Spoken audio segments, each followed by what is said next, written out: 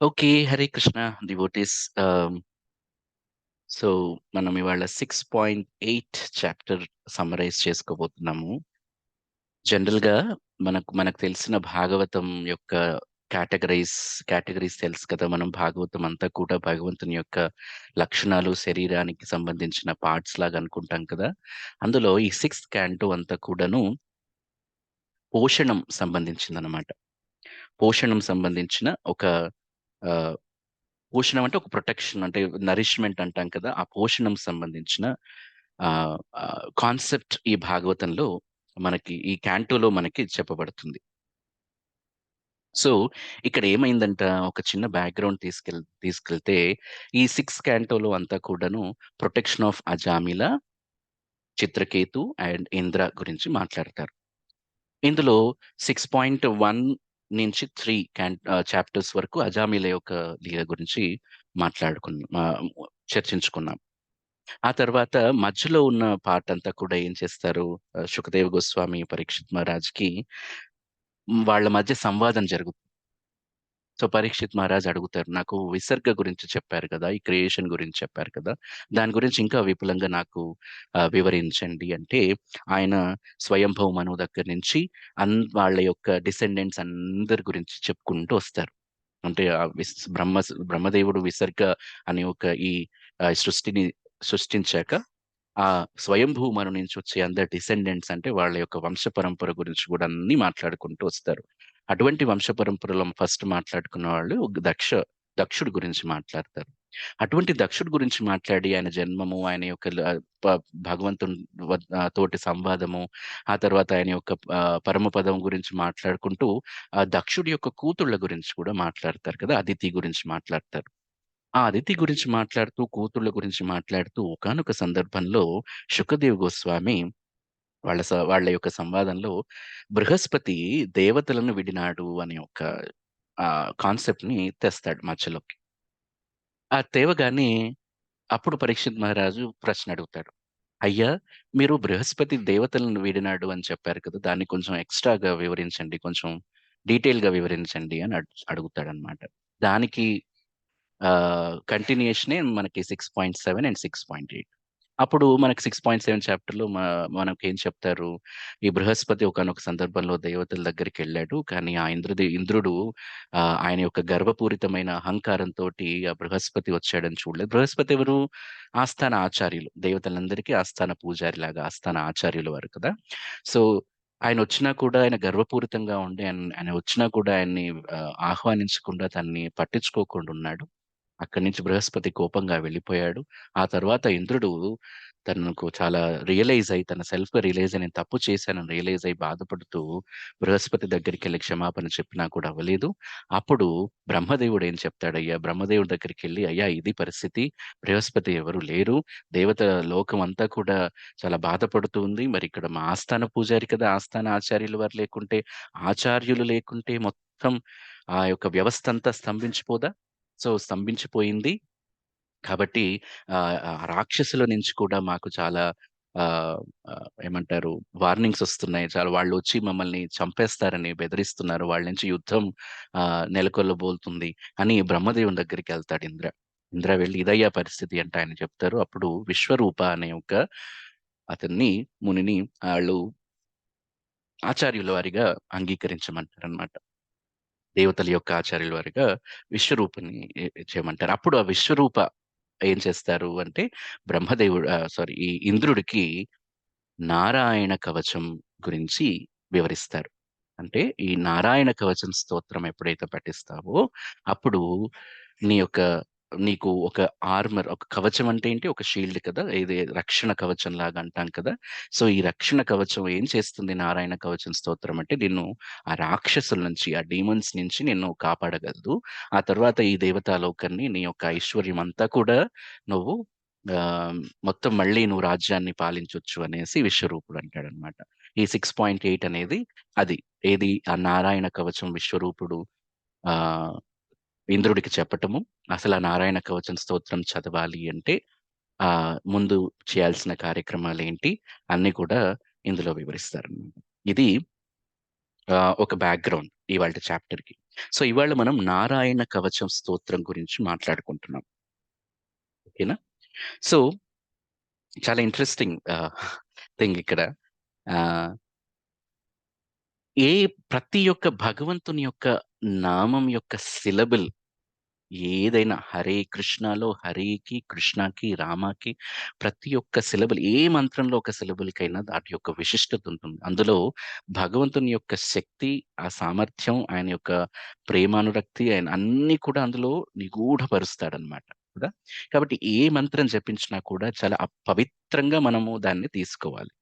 సరే. హరే కృష్ణ మంత్ర గురించి మనం తర్వాత మాట్లాడుకుందాం. కానీ ఇక్కడ నారాయణ కవచం గురించి మాట్లాడుతున్నప్పుడు విశ్వరూపుడు ఏమంటాడయ్యా అంటే మనకు ఈ జీవులెవ్వరికీ కూడా ఎప్పుడైనా భయం కలిగిందంటే, ఎప్పుడైతే ఫియర్‌నెస్ ఒక భయం కలిగినట్లయితే ఈ నారాయణ కవచం స్తోత్రాన్ని పఠించాలి.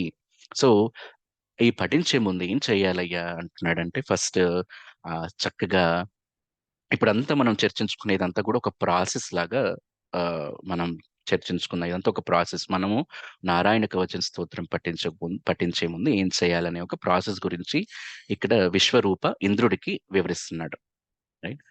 చక్కగా చేతులు, కాళ్ళు అన్నీ కడుక్కొని ఒక దగ్గర కూర్చొని ఆచమనం చేయాలి. ఆచమనం అంటే తెలుసు కదా! ఒక చెంబులో నీళ్లు పోసుకొని చేతిలో తీర్థంలాగా తీసుకుంటూ, నోరు తడుపుకుంటూ ఆహ్ నోరు తడుపుకుంటూ మనకు ఆచమనంలాగా చేయాలి. ఓం కేశవాయ స్వాహ, నారాయణాయ స్వాహ, మాధవాయ స్వాహ, గోవిందాయ నమః అనేసి ఒక 3, 4 మంత్రాలుంటాయి గదా! ఆచమనం చేసిన తర్వాత ఓం పవిత్రో వా సర్వావస్థాంగతోపి వా యస్మరేత్ పుండరీకాక్షం సభాభ్యాంతర శుచిః అని శుచి చేసుకోవాలి.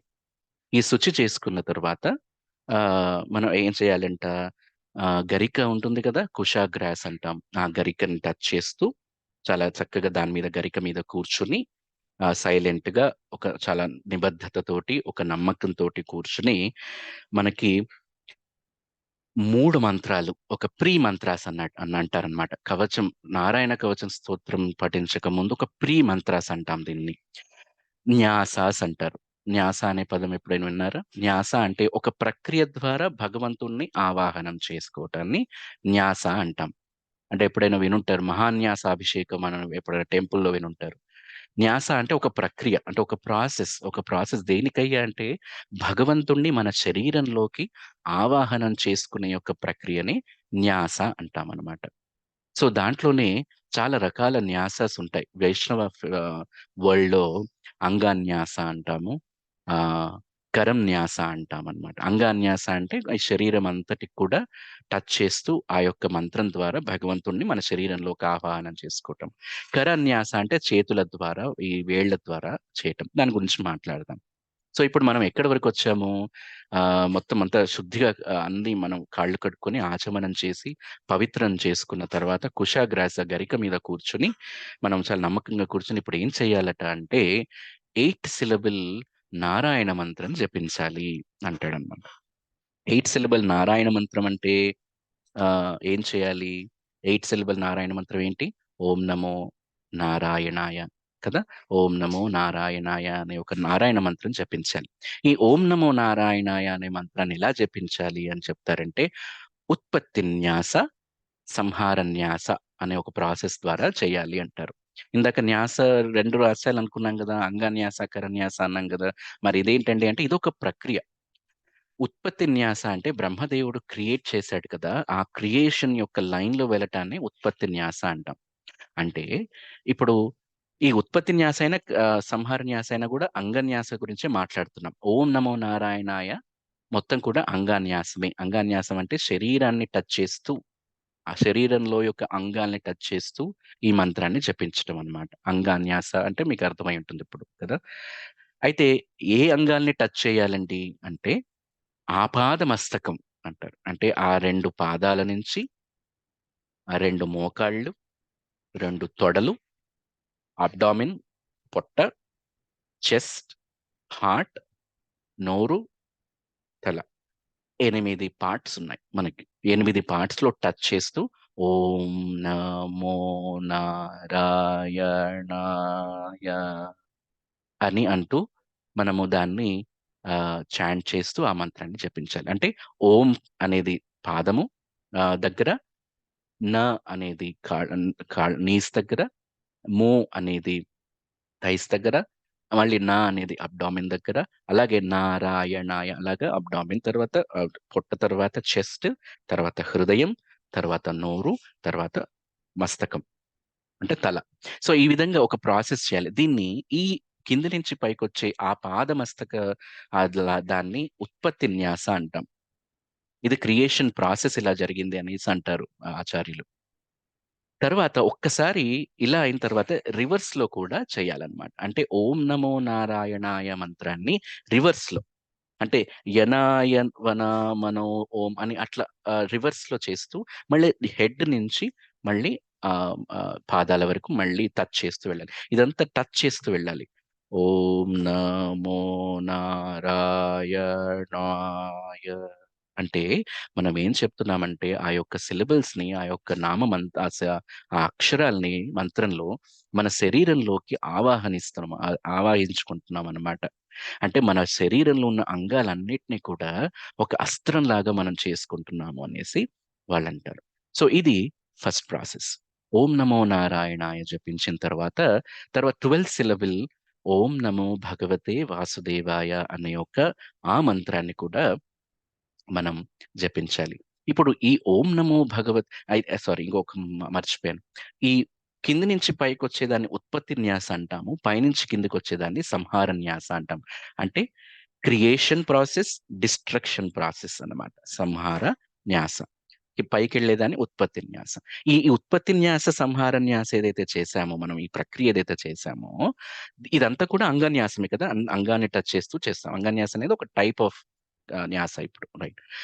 ఇప్పుడు ఓం నమో నారాయణాయ సిలబల్ అయిన తర్వాత, ఇప్పుడు ఓం నమో భగవతే వాసుదేవాయ అనే ఒక మంత్రాన్ని మనము జపించాలి. ఒకసారి. ఆ జపం ఏ విధంగా చేస్తామంటే కరాన్యాసతో చేస్తాం. ఫస్ట్ ఓం నమో నారాయణాయ మనం అంగాన్యాస చేసాం. అంటే బాడీ యొక్క శరీరాన్ని ముట్టుకొని చేసాం. ఇది ఓం నమో భగవతే వాసుదేవాయ అనేది కరాన్యాసంతో చేస్తాం. అంటే చేతులు, వేళ్ళ మధ్యలో. ఈ యొక్క రైట్ హ్యాండ్ యొక్క ఇండెక్స్ ఫింగర్ నుంచి స్టార్ట్ చేస్తూ ఓం నమో భగవతే వా ఇంకా 4 ఉన్నాయి. సుదేవాయ గదా! అవన్నీ కూడా ఇక్కడ థంబ్ యొక్క జాయింట్స్ ఉంటాయి గదండీ! జాయింట్ అంటాం గదా! సుదేవాయ అని అంగాన్యాసం చేస్తూ దీన్ని మనము జపం చేయాలన్నమాట. అర్థమైందా? ఫస్ట్ ఫింగర్ నుంచి ఓం న ఓం ఇది ఓం. నమో భగవతే వాసుదేవాయ అని మనకు భాగవతంలో వివరించిన కరాన్యాసం ఇది. అంటే ఒక్కొక్క మంత్రానికి ఒక్కొక్క అంగాన్యాసం, ఒక్కొక్క కరాన్యాసం ఉంటుంది.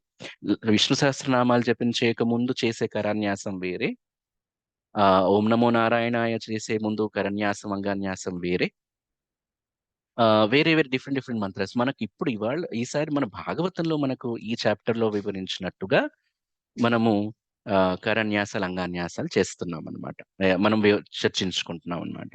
సో, ఈ విధంగా ఆహ్, ఓం నమో నారాయణాయ అంగాన్యాసం చేసి, ఓం నమో భగవతే వాసుదేవాయ కరాన్యాసం చేసి, తర్వాత లాస్ట్ థర్డ్ ప్రీ మంత్ర ఏంటంటే ఓం విష్ణవే నమః అని చాంట్ చేయాలి. ఈ ఓం విష్ణవే నమః అనేది కరాన్యాసం కాదు, అంగాన్యాసం కాదు. ఇదంతా జస్ట్ టచ్ చేయటమే. సో, ఏం చేస్తారు హెడ్ నుంచి, హార్ట్ నుంచి మొత్తం అంటే ఇది ఇది దీనికొక ప్రాసెస్ లేదు. ఓం నమో విష్ణవే నమఃకి ఒక ప్రాసెస్ లేదు. దీన్ని జస్ట్ టచ్ చేయటమే అన్నమాట. యాహ్! మనకింకో 2 మినిట్స్ ఉంది. ఇది అయిపోయినాక మనం మళ్ళీ జాయిన్ అవుదాం. ఓం నమో విష్ణవే నమః ఏం చేస్తామంటే ప్రతి ఓం విష్ణవే నమః అనే ఒక మంత్రాన్ని మాత్రం ప్రతి సిలబుల్‌కి ముందు ఓం పెట్టాలి. ఓం నమో భగవతే వాసుదేవాయ కూడా అంతే. ఓం, ఓం, ఓం న, ఓం మో, ఓం భ, ఓం ఘ అట్లా ప్రతి దాని ముందు కూడా ఓంకారం ప్రణవ మంత్రం చెప్తూ చేయాలన్నమాట ఇవన్నీ కూడాను. ఓకేనా? ఈ ఓం విష్ణవే నమః వచ్చేసరికి ఫస్ట్ ఓం హార్ట్, వి హెడ్, ష్ ఈ ఐబ్రోస్ మధ్యలో టచ్ చేయటం. నా శిఖ, వే కళ్ళు మధ్యలో, న అన్ని నమః, న అన్ని జాయింట్స్, మ మెడిటేట్ ధ్యానం చేయటం, అహ వచ్చినప్పుడు ఒక మంత్రాన్ని జపించాలి. ఒక మహ అస్త్రాయ ఫట్ అనాలనమాట. మహ అస్త్రాయ ఫట్ అని ఒక తూర్పు దిక్కు నుంచి 4 దిక్కులు తిరగాలి. అంటే ఎలా ఎలా చేస్తాము? ఓం విష్ణవే